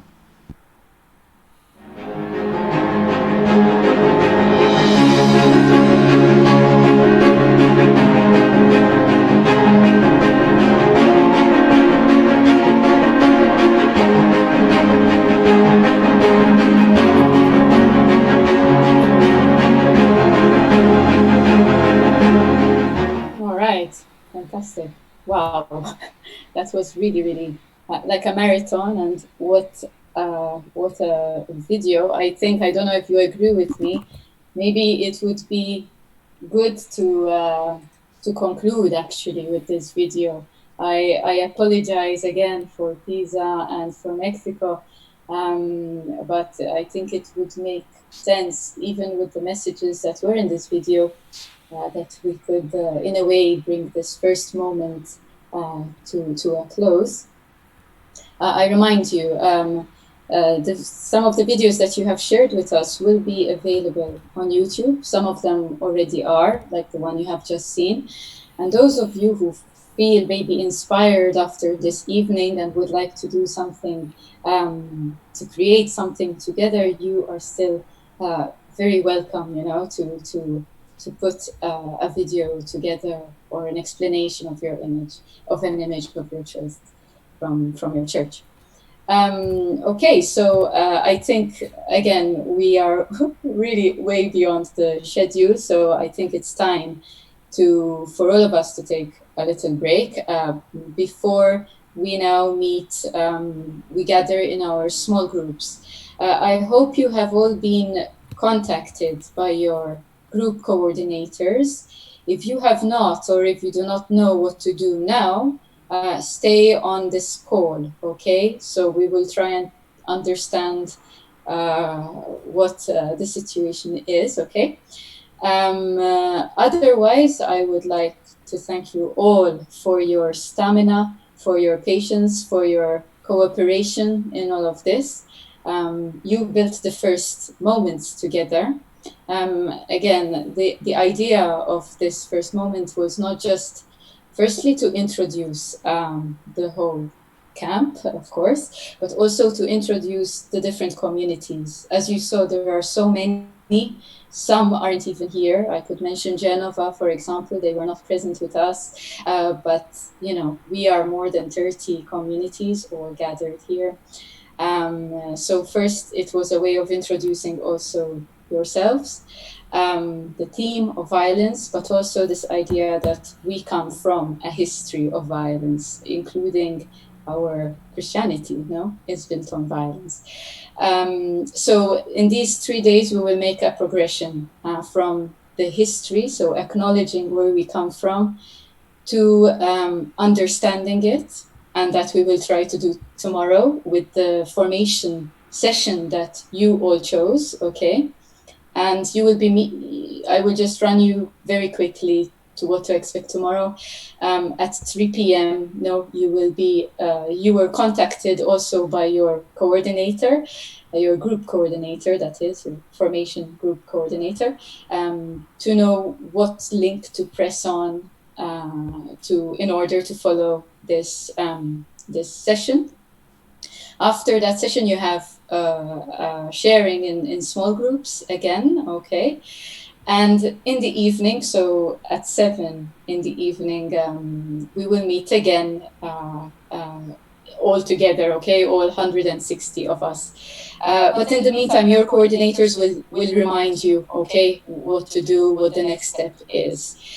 So tomorrow is dedicated mostly to formation, all right? And finally, the last day would be us moving towards prayer, transforming this maybe ideas we have of violence. Okay, so this is the three-step process, more or less, but we close this evening over here, and you will continue now in your small groups. Okay, in the meantime, if you need anything at all, get in touch either on the Secretariat email or directly with your small group coordinators, because it makes our life a bit easier. Okay, so I hope you enjoyed yourself, and it's true it's a marathon, but by now you are used to the rhythm of the living stones. No, at least we have a comfortable bed to sleep on tonight. So I hope most of you can sleep comfortably at least.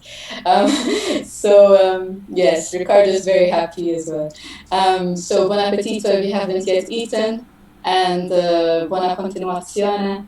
Buon condivisione. I don't know why I said them in Italian, but I do. So there you go. Ciao, everybody. May I have a question? And Andras has a question. Do you want to set a standard time for starting the sharing groups after a break, or shall we discuss this with our group? Good point. I think the group coordinator should communicate immediately with their small groups and decide what is best for you. There is no end, okay? So if you go on till midnight, this is your your situation, okay? But we have nothing else together today, so the evening is free between inverted commas, okay? So yes. Everyone who is listening, please listen to your group coordinators and see what their directions, what their indications are. Okay, and thank you for the question. It was an important one. All right, it was very good to see you, really. And I say this, I think, for everyone, if you all had to speak together. See you tomorrow.